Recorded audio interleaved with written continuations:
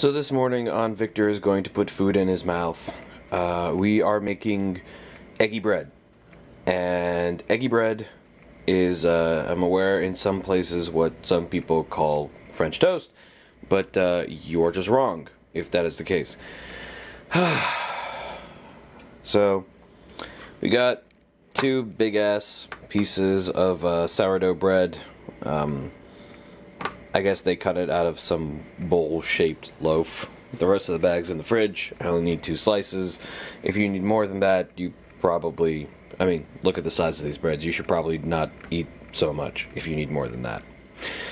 We got some Monterey Jack cheese. The cheese slicer's broken, so I used this knife. It has less drag than that knife, so less effort. I got tomatoes. I took a tomato, and it was originally shaped more or less like this, and then I cut it. Now it's like this. Less water-y bits per slice. Of course, we've got the eggs. There's 3 of them. They're cooking in there. I don't know if 3 eggs is going to be enough for the eggy bread. I've never made eggy bread before. But there we go. They're nice and boiling in their little tiny jacuzzi of death. And of course, too, as they say on food shows, elevate the flavor. We have sriracha.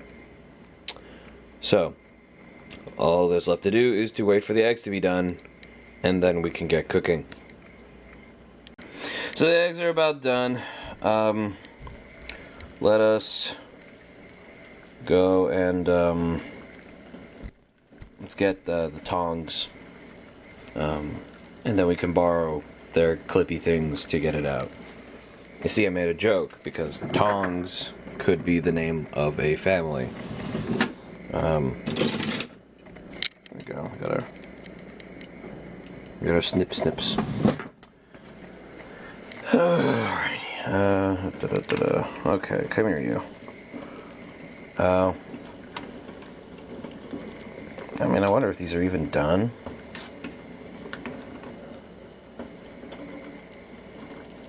Oh, that's hot. That is clearly hot.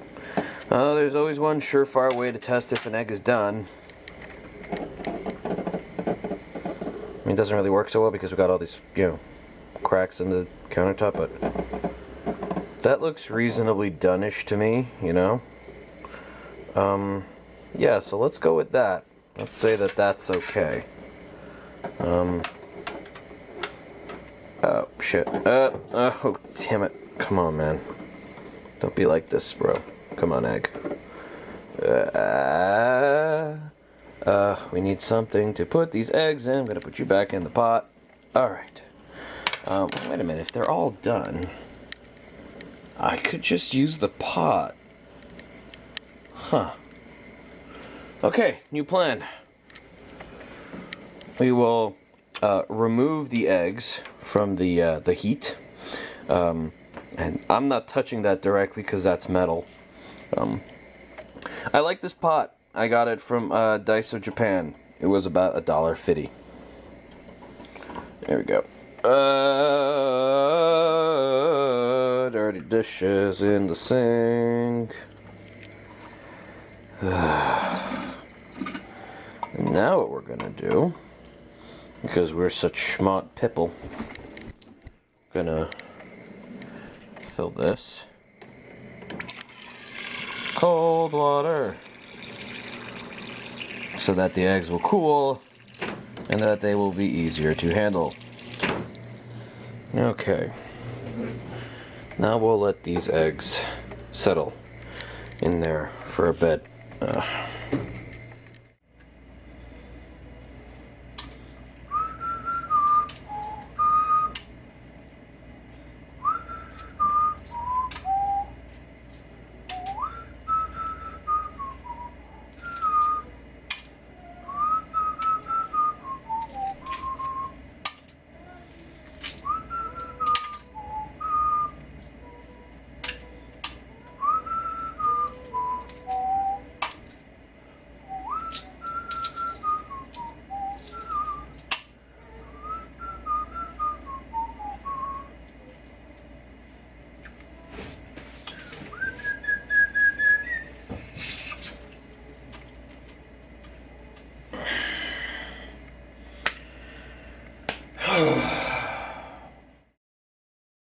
So, we have an egg.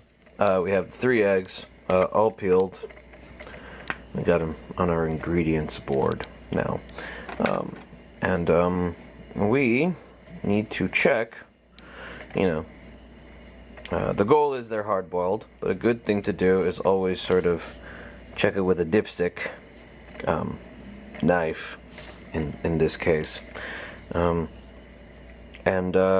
Go for that. Let's see how we did. Come on. In there. I think. Well, it's kind of soft boiled. And you might say, "Ah, Victor, you suck. You failed. You're trying to do hard boiled, but you got a soft boiled egg instead." I say, shut up, it's a tiny pot, and I don't cook hard-boiled eggs that often, and it's gonna taste good. It's fucking eggs, man.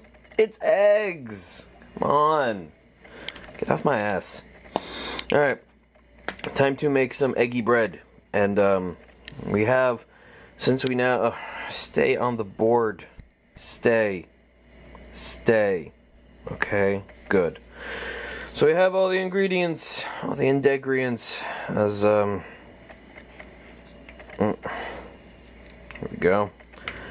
So now we need to chop the shit out of them. Okay, good news. Since the egg wasn't quite as soft-boiled as I thought initially, and it was very easy to slice. Hardly any murder required. So we have the egg on the bread. This is now, at this point, technically eggy bread. But if you think I'm going to settle for bread like this, that is only somewhat eggy, a half-egged eggy bread. Half-egged. No, that doesn't work for half-assed. Then you have another thing coming. Okay, so now we need to add on the other ingredients. The stuff that really makes life worth living. There we go. Yeah, that's picking the components of the tomato to put on. It's kind of important. If I said it made or broke the dish, I'd be a liar. But yeah, just try to just like get it on there best as you can, and make it feel good to you. There you go. Okay, tomatoes added. Now, we're gonna take a walk over here, because while we're doing the final step, we want this to get nice and preheated. Let's see. I'm going to put it on a toast at 6, because that means it'll be on long enough to give us time. And you want the tray high up, and so that it'll toast the cheese while it toasts the bread. Well, maybe we want it like that. No, that'll toast the bread first. Yeah, we definitely want to just toast the cheese. Alright, there you go. Let that warm up. Now, you don't want to put the sriracha on afterwards. What you really want is a nice little just line of it this way. And of course, if you don't like sriracha, then stop watching this video. I don't like you. But if you do if you are still watching this video and you don't like sriracha, cheese, you can feel free to use another sauce of your liking. Maybe you eat ghost peppers on the reg, and that's cool too. get something a little bit higher up on the Scovilles. You know, if you don't know what a Scoville is. And this is a sign that I'm actually starting to wake up now. Scoville is a unit of measurement for spiciness. So just sort of like layer that cheese on there. The ideal is that so when it's done melting, you get a nice layer of cheese all over the eggy bread. And if you have excess cheese, you could do the sensible thing and cut it up and use it to really pad out the deficiencies in your egg coverage, your bread coverage there. Okay, so or you could eat it, and I'm not going to judge you because cheese is delicious. As Boondocks said, every white man loves cheese, and I am a white man. Okay, let's it's hard to, do this when you're staring at a camera. Alright, time to have my little light there. Alright, move the little light. Awesome. I'm gonna put this light in the bowl of bananas. There we go. Have some additional light thrown in here. Look at that, huh? Alright, toaster oven's at about 6 temperature. We need... normal people would be like, hey, let's use a spatula. I'm like, no. We have a big broad knife. We can use the big broad knife. So what we do is we shimmy the eggy bread onto the big broad knife. And we just slide that little sumbitch in there. You can already hear the bread crackling. Isn't that wonderful? Alright, slice 2. Oh, now you see I almost did a bad thing there. I almost picked it up from this side using the knife. But, as we know, weight distribution is an important factor when maneuvering sandwiches on knives. Come here. There we go. And, you always want the bulk of the load on the back of the knife. And now we're gonna put that in there. Now if you really want it to be fancy and have more things to clean, you could do something like, I don't know, used a pastry brush to brush oil on the back of the bread, or something like that. But I'm hungry, and I've already spent way too much time doing this. So let's just... And then... Here we go. We clean as we work. That's the important part.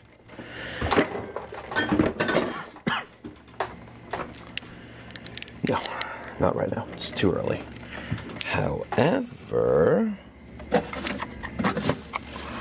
what do we have as a flavor? Da, da, da, da, da.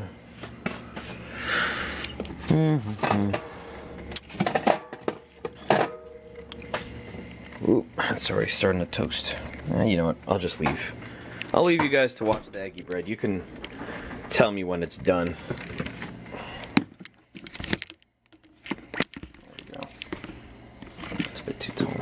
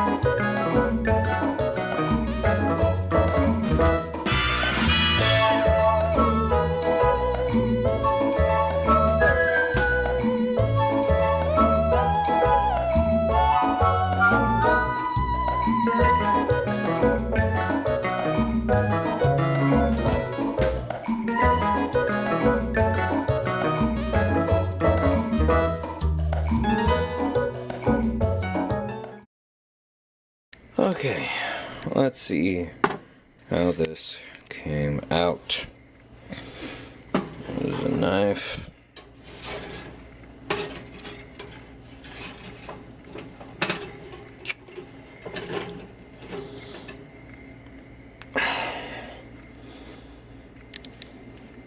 There we go.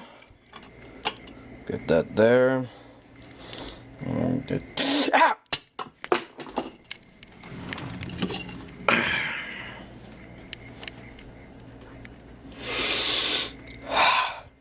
That's hot. That there. And now my knife is broken. Great. Now that'll go on with some glue. Yeah. Alright, let's get this guy out.